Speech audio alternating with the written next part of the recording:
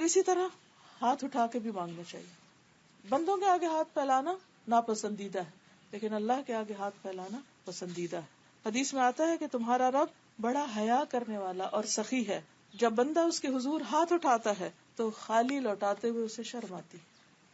پھر اسی طرح حمد و ثنا کرنی چاہیے, اللہ تعالیٰ کی تعریف کرنی چاہیے, تسبیح پڑھنی چاہیے, کوئی بھی ذکر, اور اسی طرح پہ درود شریف پڑھنا چاہیے, کیونکہ جس دعا کے اول اور آخر میں درود شریف پڑھا جائے وہ دعا قبول ہوتی, کیونکہ درود شریف کے ساتھ 10 رحمتیں آتی ہیں.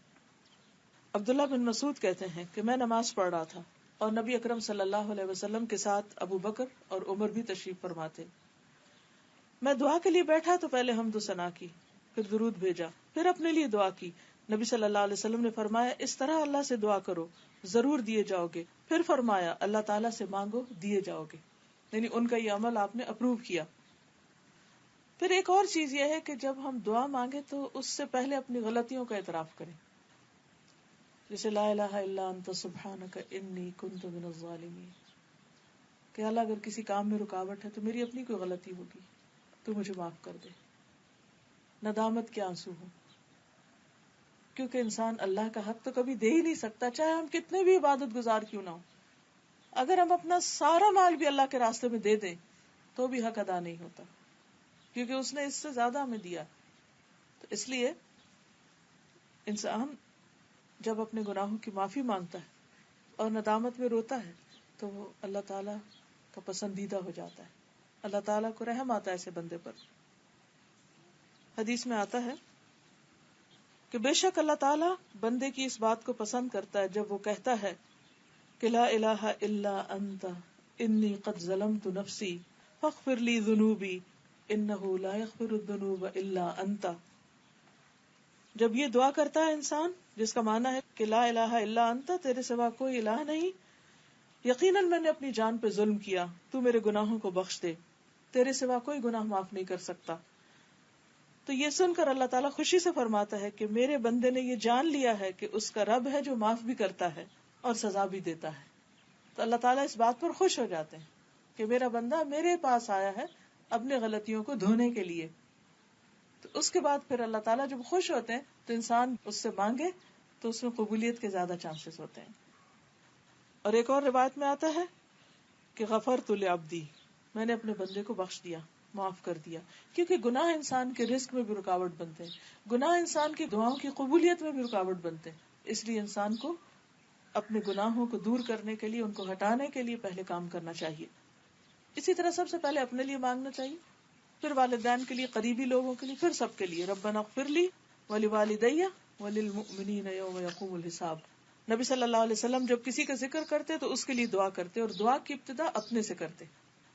اس میں ایک فائدہ یہ بھی ہے کہ انسان جب کسی کے لیے دعا کرتا ہے اور اس سے پہلے اپنے لیے مانگتا ہے تو اس کا مطلب ہے وہ وہی چیز اپنے لیے مانگ رہا ہے جو اس کے حق میں بہتر ہے, تو دوسرے کے لیے بھی وہ مانگ رہا ہے جس کو وہ اپنے لیے پسند کرتا ہے. کیونکہ ایمان کا تقاضا یہی ہے کہ ہم دوسرے کے لیے وہ پسند کریں جو ہم اپنے لیے کرتے ہیں. تو دعاؤں میں بھی یہی اصول ہے. پھر یہ ہے کہ ضروری نہیں کہ بہت لمبی دعا کی جائے, ٹھیک ہے کبھی کبھی انسان لمبی بھی کر سکتا ہے, لیکن اگر دعا میں چند مختصر الفاظ بھی ہوں مگر کوالٹی اس کی اچھی تو وہ زیادہ بہتر ہے. جیسے لا الہ الا انت سبحانک انی کنت من الظالمین, اور ساتھ انسان روئے اور اللہ کو پکار کے اٹھ جائے, اتنا بھی کافی ہو جائے گا. کیونکہ بعض اوقات ہم سمجھتے ہیں کہ ابھی وقت نہیں, پھر ٹھہر کے دعا کریں گے, جب سب کام ہو جائیں گے, بائی دا ٹائم ہم تھک چکے ہوتے ہیں, پھر ہمت ہی نہیں رہتی, کوالٹی نہیں ہوتی. تو جب دل میں آئے, بس آپ کچن میں کام کر رہے ہیں, کھڑے ہیں, آپ کو کوئی سوچ آتی, کوئی خیال آتے, کوئی پریشانی کی لہر آتی, ویٹ نہ کرے گا اچھا زور کی نماز پڑھیں گے تو پھر دعا مانگیں گے, ادھر ہی کھڑے ہو کے رو کے اللہ سے مانگ لیں. بعض اوقات انسان کے پاس شارٹیسٹ ٹائم ہوتا ہے. یونس علیہ السلام نے مچھلی کے پیٹ میں کتنا مانگا, معلوم نہیں اس وقت ان کا حال کیا ہوگا, سانس بھی آ رہا ہوگا کہ نہیں, اتنے اندھیرے میں اور ایسی بند جگہ کے اوپر, لیکن اس وقت انہوں نے چھوٹے سے الفاظ میں اللہ تعالیٰ کو پکارا اور اللہ نے ان کی اتنی بڑی پریشانی دور کری. پھر وہ اتنے اندھیروں میں چلے گئے تھے, باہر نکل آئے. انبلیویبل, اگر قرآن میں یہ نہ لکھا ہوتا میں یقین ہی نہ آئے, لیکن کوئی 1,00,000 دفعہ انہوں نے نہیں پڑھا. تو ضروری نہیں کہ ہم بہت لمبی دیر تک کریں تو ہی سنی جائے گی. ٹھیک ہے جتنی چاہیں آپ لمبی کریں, اس میں بھی کوئی پابندی نہیں, مگر چھوٹی سے چھوٹی دعا بھی جامع دعا ہو. پھر اسی طرح اللہ سبحانہ و تعالیٰ کے ناموں کے ساتھ دعا کی جائے. وَلِلَّهِ الْأَسْمَاءُ الْحُسْنَى فَادْعُوهُ بِهَا.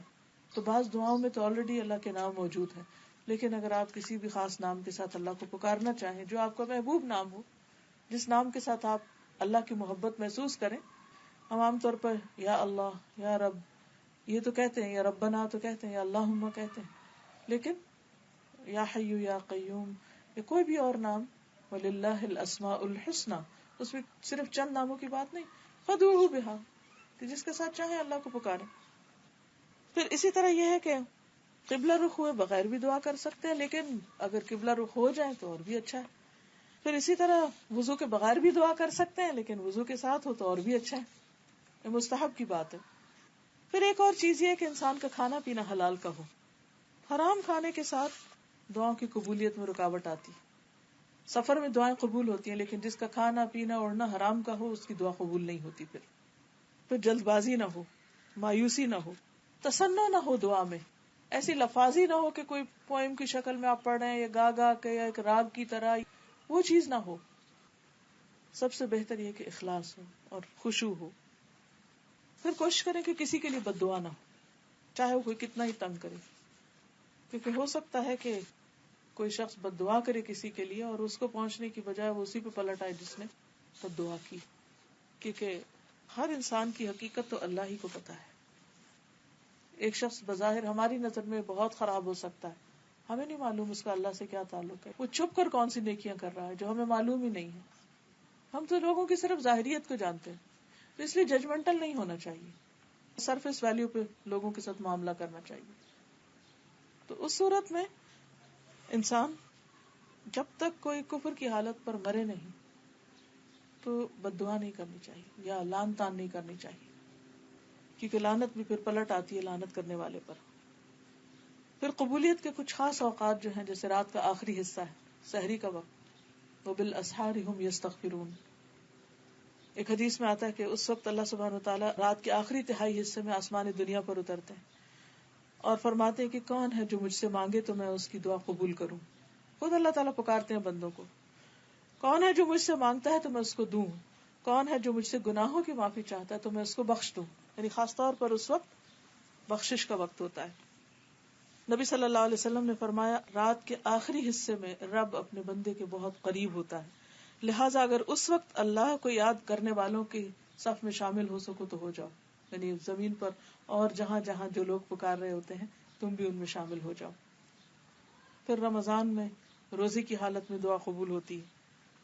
حدیث میں آتا ہے کہ اللہ تعالیٰ ہر دن رات میں لوگوں کو جہنم سے آزاد کرتے ہیں رمضان میں، اور ہر دن رات میں ہر مسلمان کے لیے ایک دعا ایسی ہے جسے قبولیت سے نوازا جاتا ہے. یعنی یہ رمضان کے مہینے کا خاص تحفہ ہے. پھر لیلۃ القدر کی دعا، عرفہ کے دن جو حاجی ہوتے ہیں ان کی دعا، آذان اور اقامت کے بیچ کی دعا. بہت سے لوگ اس وقت سے غافل ہوتے ہیں، اس وقت کی دعا رد نہیں کی جاتی. یعنی آذان کا جواب دے کر دعائیں کرنا حتیٰ کہ اقامت ہو جائے. پھر سجدے میں انسان سب سے زیادہ قریب ہوتا ہے. پھر فرض نماز کے بعد کی دعا، جمعہ کے دن خاص گھڑی کی دعا، کفار سے جنگ کرتے وقت کی دعا. پھر مصیبت کے وقت کی دعا، انا للہ و انا الیہ راجعون، اللہم اجرنی فی مصیبتی واخلف لی خیرا منہا.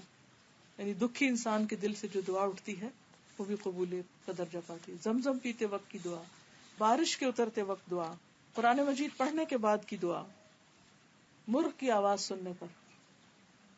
ایک دن کسی سے ملاقات ہوئی تو وہ کافی برہم تھی کہ وہ ان کے ہمسائے جو ہیں وہ انہوں نے مرغی رکھے ہوئے اور وہ بہت شور مچاتے ہیں دن بھر. اب ایک ہم اس پہ پریشان رہ سکتے اور دوسرا ہم خوش ہو سکتے ہیں کہ اس وقت دعا قبول ہوتی ہے. تو جب مرغا بولے ست فوراً دعا شروع کر دیں، وہ ہمیں سمجھے کہ ریمائنڈر دے رہا ہے. تو پریشانی کی بجائے انسان خوش ہونے لگے. سچویشن وہی ہے لیکن ایٹیٹیوڈ بدل جائے گا ہمارا کہ وہ ریمائنڈر ہے.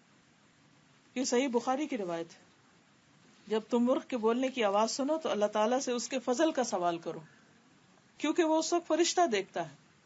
اور جب تم گدھے کے ہینگنے کی آواز سنو تو اللہ تعالیٰ کی پناہ مانگو کیونکہ وہ شیطان دیکھ رہا ہے. دونوں سچویشن. پھر اسی طرح مریض کی جب آپ عیادت کریں تو اس وقت 70,000 فرشتے انسان کے لیے دعا کرتے ہیں. ہم بعض اوقات لوگوں سے کہتے رہتے ہیں آپ ہمارے لیے دعا کریں, دعاؤں میں یاد رکھیں, لیکن کچھ کام ایسے ہیں کہ اگر آپ وہ کریں تو اللہ تعالیٰ آپ کے لیے فرشتے مقرر کر دے گا جو آپ کے لیے دعائیں کریں گے. جس دن آپ پریشان ہوں, دکھی ہوں, تو کسی مریض کی عیادت کے لیے چلے جائیں. ایک تو اس کی تکلیف دیکھ کے آپ کو اپنی تکلیف بھول جائے گی, اپنی کم ہونے لگے گی, اور دوسرا یہ کہ فرشتے آپ کے لیے دعائیں شروع کر دیں گے. پھر اسی طرح جو شخص اللہ کے راستے میں مجاہد ہوتا ہے, حج یا عمرہ کرتا ہے, جو فی سبیل اللہ نکلتا ہے, اس کی دعا قبول ہوتی ہے, جسے مسافر بھی ہوتا ہے. پھر اسی طرح جو مظلوم ہوتا ہے, جس پہ کوئی ظلم کرے. پھر والد جو اپنی اولاد کے لیے دعا کرے, باپ کی دعا بچوں کے حق میں. پھر اسی طرح اولاد جو اپنے والدین کے حق میں دعائیں کرتے ہیں. مرنے کے بعد سارے اعمال ختم ہو جاتے ہیں سوائے 3 چیزوں کے. اس میں نمبر 1 ہے ولد صالح یدعو لہ, نیک اولاد جو اپنے والدین کے لیے دعا کرتی, اور صدقہ جاریہ مال میں سے اور علم میں سے جس سے لوگ فائدہ اٹھائیں. پھر کسی کی غیر موجودگی میں اس کے لیے دعا کرنا, کسی کو دکھی دیکھا اس کے لیے بیٹھ کے دعا کریں, کسی کو بیمار دیکھا اس کے لیے دعا کریں, کسی نے آپ سے اپنی کسی پریشانی کا ذکر کیا, اب آپ اپنے لیے دعا کریں, اس کے لیے بھی کریں. آپ چاہتے ہیں آپ کے بچوں کو ہدایت ملے, آپ دوسرے کو بچے کی ہدایت کی دعا کریں. آپ چاہتے ہیں آپ کو رزق ملے, آپ دوسروں کے لیے کشادگی کی دعا کریں. کوئی چیز جو آپ اپنے لیے چاہتے ہیں دوسروں کے لیے مانگنا شروع کر دیں. اللہ تعالیٰ ایسا فرشتہ مقرر کرے گا جو آپ کے لیے دعا کرے گا کہ اللہ اس کو بھی عطا کر جو دوسرے کے لیے مانگ رہا ہے. پھر اسی طرح عادل حکمران جو ہے اس کی دعا قبول ہوتی. پھر وہ شخص جو خوشحالی میں دعا کرتا ہے, جب وہ تنگی میں آتا ہے تو اس کی بھی دعا قبول ہوتی, کیونکہ حدیث میں آتا ہے جو شخص یہ چاہتا ہے کہ اللہ تعالیٰ سختی اور غم میں, تکلیف میں اس کی دعا قبول کرے, تو اسے چاہیے کہ خوشحالی میں بکثرت دعا کرے. پھر رات کو جس وقت آنکھ کھلے اس وقت دعا کرنا, اور یہ تو بہت ہی خوبصورت دعا ہے. صحیح بخاری کی حدیث ہے, من تعار من اللیل فقال لا الہ الا اللہ وحدہ لا شریک لہ لہ الملک ولہ الحمد وہو علی کل شیء قدیر الحمد للہ وسبحان اللہ ولا الہ الا اللہ واللہ اکبر ولا حول ولا قوة الا باللہ. پھر اس کے بعد کہ اللہم اغفر لی, یا کوئی اور دعا کرے تو اس کی دعا قبول ہوگی. جو عمر بڑی ہوتی ہے رات کو آنکھ ضرور کھلتی. اب بعض لوگوں کو کسی بیماری کی وجہ سے بھی رات کو کئی دفعہ ان کی آنکھ کھل جاتی, تو یہ دعا لکھ کے اپنے پاس رکھ لیں یا زبانی یاد کر لیں. یہ سارے حصے ہم کو یاد ہیں الگ الگ, صرف اس ترتیب میں یاد کرنے کی ضرورت ہے. سب سے پہلے لا الہ الا اللہ وحدہ لا شریک لہ لہ الملک ولہ الحمد وہو علی کل شیء قدیر, سب کو آتا ہے, اتنی ہوگی. پھر الحمد للہ اور سبحان اللہ, لا الہ الا اللہ واللہ اکبر ولا الہ الا اللہ واللہ اکبر, اور ولا حول ولا قوة الا باللہ. اب آپ دیکھیے کہ اتنا پڑھ کے پھر کیا کریں, اللہ مجھے معاف کر دے, اللہم اغفر لی. تو جو شخص یہ چاہتا ہے کہ اس کا رزق وسیع ہو, اس کی اولاد ہو, اس کی اور نعمتیں ہوں, تو اس کو استغفار کے لیے کہا گیا. سورۃ نوح میں آتا ہے فَقُلْتُ اسْتَغْفِرُوا رَبَّكُمْ إِنَّهُ كَانَ غَفَّارًا يُرْسِلِ السَّمَاءَ عَلَيْكُمْ مِدْرَارًا وَيُمْدِدْكُمْ بِأَمْوَالٍ وَبَنِينَ وَيَجْعَلْ لَكُمْ جَنَّاتٍ وَيَجْعَلْ لَكُمْ أَنْهَارًا مَا لَكُمْ لَا تَرْجُونَ لِلَّهِ وَقَارًا. استغفار سے تو اس وقت اللہم اغفر لی کہہ دیں یا کوئی اور دعا.